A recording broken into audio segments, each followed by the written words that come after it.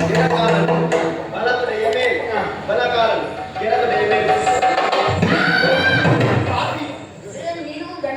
ಗಂಟವಲ್ಲ ನಿಂತದಲ್ಲಿ ನೀನು ಕಟ್ಟಿ ಪುಕ್ಕುತ್ತಾ ಮಾಡ್ತೀನಿ ಹಾಗಲ್ಲ ಅದು ಹಾಗೆ ನೀನು ಮಾಡಬೇಕೆಂದಾಗಿ ಹೇಳಿದ್ದು ನಾನು ಹೌದಾ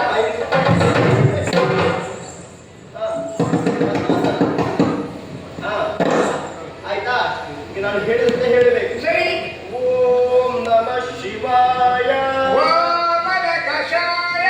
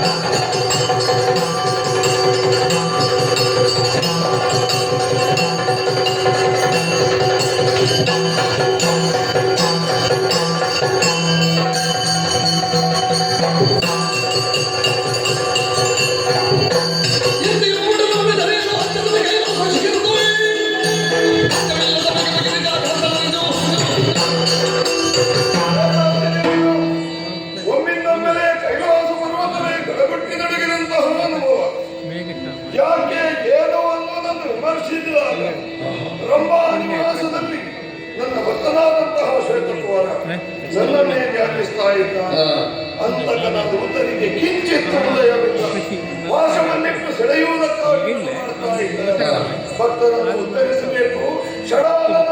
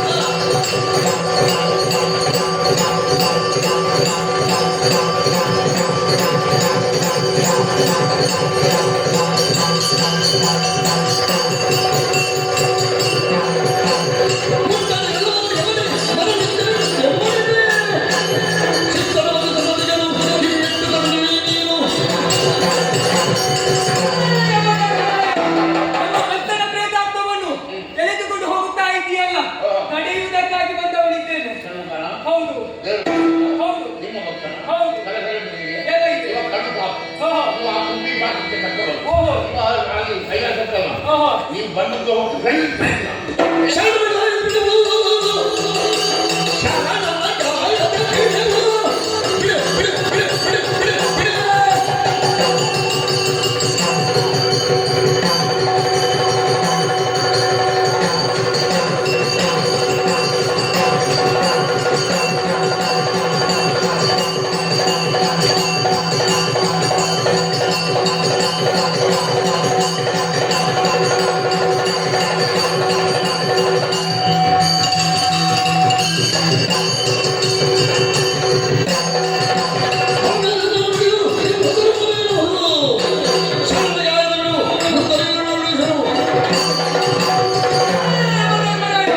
ತಂದೆಯವರ ಆಜ್ಞೆಯಾಗಿದೆ ಆತನನ್ನು ಕರೆದುಕೊಂಡು ಬರುವುದಕ್ಕಾಗಿ. ಹಾಗಾಗಿ ಅವನಿಗೆ ಯಾರಾದರೂ ಎದುರು ಬಂದರೆ ಯಾರನ್ನು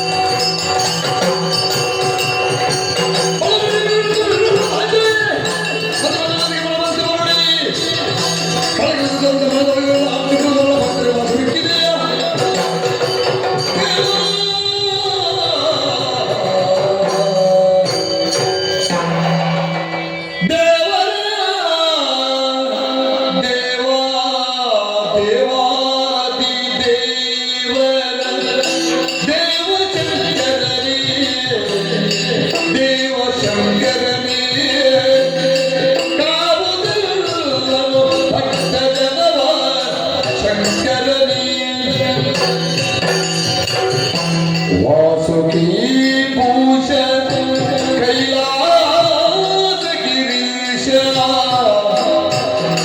ವಾಸವನುತ ಪಾದ ಪಾವನ ದೀಶ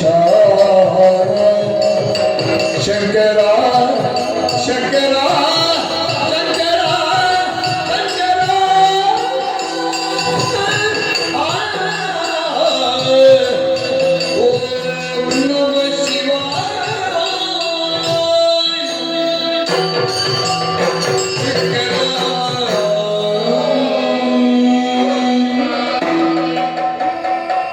ಓಂ ನಮಃ ಶಿವಾಯ ಓಂ ನಮಃ ಶಿವಾಯ. ಓಂ ನಮಃ ಶಿವಾಯ. ಓ ದೇವಾದಿದೇವದೇವ ಶಂಕರನೇ, ಕೈಲಾಸ ವಾಸ ಗಿರೀಶನೇ, ದೀನರಾಗಿ ಯಾರು ಮೊರೆಯಿಡುತ್ತಾರೋ ಓಡೋಡಿಕೊಂಡು ಬಂದು ಅವರ ಕಣ್ಣೀರನ್ನು ಒರೆಸಿ ಉತ್ತರಿಸುವಂತಹ ದೀನ ಜನ ಮುಕ್ತರನೇನು. ಓ ಲೋಕರಕ್ಷಕನೇ, ನಾಗಭೂಷಣವೇ, ವ್ಯಾಘ್ರ ಚರ್ಮಾಂಬರಧರಿ, ತುಂಡ ಮಾಲಾಧರವೇ, ತ್ರಿಶೂಲಧಾರಿ, ತ್ರಿನೇತ್ರಧಾರಿ, ಓ ಗಂಗಾಧರ, ಯಾಕೆ ಸ್ವಾಮಿ ಹೀಗೆ? ಏನಾಯಿತು ಸ್ವಾಮಿ? ನಿಮ್ಮ ಕೀರ್ತನ, ನಿಮ್ಮ ಅಪ್ಪಣೆಯನ್ನು ತೆಗೆದುಕೊಳ್ಳುವವ ಕೆಲವರಿಗೆ ನಾವು ತಪ್ಪನ್ನು ಮಾಡಿಲ್ಲ ದೇವರೇ. ನೀವು ನೀರಿಕ್ಕಾಗಿ ನಮ್ಮನ್ನು ಇಷ್ಟಪಡಿಸುವುದಕ್ಕೆ ಬಂದರೆ ನಾವು ಮಾಡಿದ್ದು ದೇವರೇ. ನಾವೊಂದು ಅರ್ಥ ಮಾಡಲಿಲ್ಲ. ಆ ಪ್ಲೇಸನ್ನು ಹಿಡ್ಕೊಂಡು ಹೋಗಲಿಕ್ಕೆ ನಾವು ಬಂದದ್ದು. ನೀವು ನಮಗೆ ಹೊಡಿಲಿಕ್ಕೆ ಬರ್ತೀರಲ್ಲ, ಏನಾಯ್ತು ದೇವರೇ ಅಂತ ಗಿಯುತಿಸುವ ಯವನ ಭಕ್ತಿಗೆ ಫಣಿಪಭೂಷಣ ನುಲಿದು ಫಣಿಪಭೂಷಣ ನುಲಿದು ಚರಿದುವೆ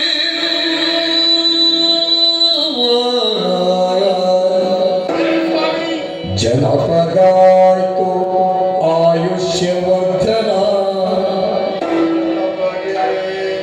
ಜನಪಗಾಯ್ತು ಆಯುಷ್ಯವರ್ಧನ ಪೋಡು ನೀನರು ಯವನೇ ಭಕ್ತಿಗೆ ಒಲಿದು ಕ್ಷಮಿಸುವೆ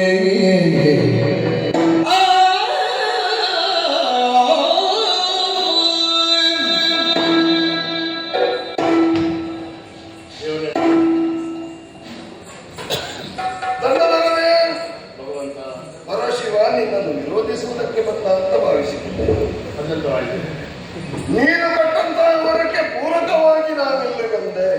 ಯಾವಾಗೈತಿ?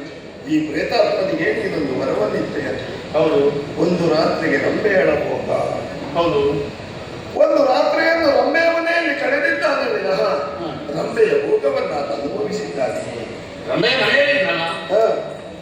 ಹೋಗಿಸುವುದಕ್ಕೆ ನಾನೇ ನನಗೆ ದೇವರ್ಗಳಾದಂತಹ ನಾವಾಡಿದಂತಹ ಪ್ರತಿಯೊಂದು ಮಾತು ಆದರ್ಶಪ್ರಾಯವಾಗಿತ್ತು. ನಾನು ಕಳಿಸಿಕೊಟ್ಟಿದ್ದೇನೆ. ಹೌದಪ್ಪ. ಅವರಿಂದ ತಪ್ಪಿದೆ. ಅವನ ವರ ಸಾರ್ಥಕತೆಯನ್ನು ಪಡೆಯುವ ಮುನ್ನ ನೀನು ಸೆಳೆದುಕೊಂಡು ಹೋಗುವುದಕ್ಕೆ ಮನ ಮಾಡಿದೆನು. ಭಜನೆ ಮಾಡಿದ್ದಾರೆ. ಅಯ್ಯ, ಏನು ಇದೊಂದು ರೀತಿಯ ನಾಟಕ. ನಾವು ಹೂಡಿದ ನಾಟಕ ಇದು. ನೀವು ಹೋಗಿದ ನಾಟಕ? ನನಗೆ ಸಿಟ್ಟು ಬಂದದ್ದಲ್ಲ, ಸಿಟ್ಟು ಬಂದ ಹಾಗೆ ಅಭಿನಯಿಸಿದ್ದು ನಾನು. ಕರೆಯಲ್ಲಿ ಹುಟ್ಟಿದಂತಹ ದುರ್ಜಯ ನಾಮಕನಾದಂತಹ ಅಸುರನೋರ್ವ ವಿಧಿಯಿಂದ ಒಂದು ವರವನ್ನು ಪಡೆದ. ಏನದು? ಅವನ ಕೈಯಿಂದಲೇ ಸತ್ತು ಆ ಮೇಲೆ ಬದುಕಿ ಬಂದವನಿಂದ ಮಾತ್ರವೇ ಮರಣ. ದುರ್ಜಯಾಸುರನ ವಧೆಗಾಗಿ ನಾವು ಜನಸಾಮಾನ್ಯನೋರ್ವನನ್ನು ಅಲ್ಲಿಗೆ ಕಳುಹಿಸಿಕೊಟ್ಟೆವು ಅಂತಾದ್ರೆ ಜನಸಾಮಾನ್ಯನಿಗೆ ಅವನನ್ನು ಕೊಲ್ಲುವುದಕ್ಕೆ ಸಾಧ್ಯವೇ? ಹಾಗಿದ್ರೆ ಯಾರಾಗಬೇಕು? ಪ್ರಬಲನಾದಂತಹ ಪ್ರತಿಷ್ಠಿತ ವ್ಯಕ್ತಿಯೇ ಆಗಬೇಕೆಂಬ ಕಾರಣಕ್ಕಾಗಿ ರುದ್ರಪುರಾಧೀಶನಾದಂತಹ ಇವನ್ನ ಆರಿಸಿಕೊಂಡರು. ಈ ಕೂಟವನ್ನೇ ಆರಿಸಿದ್ದೇವೆ. ಒಂದು ಬಾರಿ ಅವನ ಕೈಯಿಂದ ಹತನಾದವ ಈತನಿಗೆ ಜೀವದಾನವನ್ನು ಮಾಡಿ ದುರ್ಜಯನ ಮನೆಗಾಗಿ ನಾವು ಸಿದ್ಧಪಡಿಸಿದ ನಾಟಕ ಇದು. ಇದರಲ್ಲಿ ನಿಮ್ಮನ್ನೆಲ್ಲ ಪಾತ್ರದ ಲಗ್ಗಾರಿಗಳನ್ನಾಗಿ ಉಪಯೋಗಿಸಿಕೊಂಡೆವು. ನೀವು ಮೊದಲೇ ಇಂಥ ಪಾತ್ರವನ್ನು ಹೇಳುತ್ತಿದ್ದೇನೆ. ಯಾಕೆ ಹೇಳಬೇಕು? ಹೇಳಬೇಕು. ಖಂಡಿತ ಆಗುವುದಿಲ್ಲ. ನಿಜವಾದಂತಹ ಅಭಿನಯವನ್ನು ಮಾಡುವ ಅಭಿನೇತ್ರಿ ಓರ್ವನಿಗೆ ಅವ ಬಣ್ಣದ ಮನೆಗೆ ಬಂದ ಮೇಲೆ ಅವನ ಪಾತ್ರವನ್ನು ಹೇಳಬೇಕು. ಎಷ್ಟು ಸಿದ್ಧನಾಗಿದ್ದಾನೆ ಅಂತ ಆಗ ಗೊತ್ತಾಗ್ತದೆ. ಅವ್ರು ಸಿದ್ಧನಾಗಿದ್ದಾನೆ. ಬೇಕಾದ್ರೆ ಮಾಡ್ಬೋದು. ಹಾಗೆ ಅಭಿನಯ ಮಾಡಿ ಇನ್ನೂ ಒಂದು ವಿಷಯ ಹೇಳ ನಿನಗೆ. ಪ್ರಾಣೋತ್ಕ್ರಮಣ ಸ್ಥಿತಿಯಲ್ಲಿ ಈತ ಅವನ ಮಡದಿಯಾದ ಶಿವೆಯ ನಾಮವನ್ನು ಉಚ್ಚರಿಸಿದ. ಅದು ನನ್ನ ಮಡದಿಯ ನಾಮ ಅನ್ನುವ ಕಾರಣಕ್ಕಾಗಿ ಆತನಿಗೆ ವರವನ್ನು ನೀಡುತ್ತೆ. ದೇವರ ಮೇಲೆ ಎಷ್ಟು ಭಕ್ತಿ ಗೊತ್ತಾಗುತ್ತದೆ. ಒಂದು ರಾತ್ರಿಯಲ್ಲಿ ಪಂಚಮತನಾದಂತಹ ನನ್ನ ಧ್ಯಾನವನ್ನು ಪಂಚಕೋಟಿಯ ತನಕ ಈತ ಜಪಿಸಿದ್ದಾನೆ. ಇವನಲ್ಲಿ ಎಷ್ಟು ಪುಣ್ಯ ಸಂಚಯವಾಗಿರ್ಲಿಕ್ಕಿಲ್ಲ ನೋಡು. ಆದ್ದರಿಂದ ಅವನಿಂದ ದುರ್ಜಯವಧೆ ಆಗಬೇಕು. ಬೇಸರ ಮಾಡಬೇಡ. ಮುಂದೆಲ್ಲಾದರೂ ನಿನಗೆ ಕಷ್ಟ ಬಂದಾಗ ನನ್ನನ್ನು ಪ್ರಾರ್ಥಿಸಿಕೋ. ನಿನ್ನ ಮನದ ಇಷ್ಟಾರ್ಥವನ್ನು ಈಡೇರಿಸಿಕೊಳ್ಳುತ್ತೇನೆ. ದಿನ 3 ಹೊತ್ತು ಪ್ರಾರ್ಥಿಸ್ತೇನೆ. ಇಲ್ಲ ಪ್ರಯೋಜನ. ಮೃತ್ಯುಂಜಯ ನಾನೇ ಹೇಳ್ತೇನೆ. ಏನೂ ನಿನಗೆ ಕಷ್ಟ ಆಗುತ್ತೆ. ಅವನಿಗೆ ಆಯುಷ ಮತ್ತೆ ಆಗಲ್ಲ. ಆಗ ನಾನು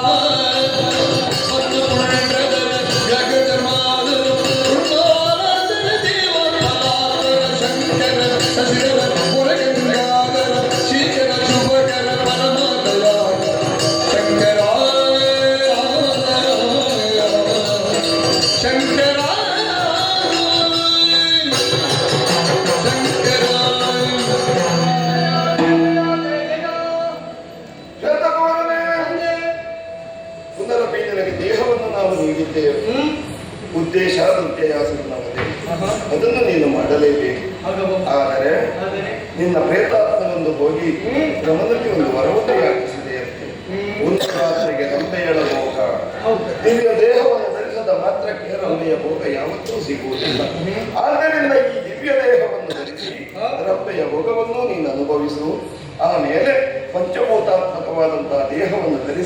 ಕರ್ಮ ಭೂಮಿಗೆ ಇಳಿ ದುಷ್ಟನಾದಂತಹ ದುರ್ಜಯನನ್ನು ವಧಿಸು ಸಾಧ್ವಿ ಶಿರೋಮಣಿಯಾದಂತಹ ನಿನ್ನ ಮಡದಿ ಶಿಬಿರನ್ನು ಸೆರೆಯಿಂದ ಬಿಡಿಸು ಆಚಂದ್ರಾರ್ಕವಾದಂತಹ ಕೀರ್ತಿಯನ್ನು ಧರೆಯಲ್ಲಿ ಬಿಡಿಸು ಕೊನೆಗೊಂದು ದಿನ ನನ್ನ ಸಾನ್ನಿಧ್ಯವನ್ನು ಸೇರಿಕೋ ಶ್ವೇತ ಕುಮಾರ ಚರಿತ್ರೆ ಪಂಚಾಕ್ಷರಿಯ ಮಹಿಮೆಯನ್ನು ಒಳಗೊಂಡಂತಹ ಈ ಕಥೆಯನ್ನು ಲೋಕಕ್ಕೆ ವಿಶ್ರುತಗೊಳಿಸು.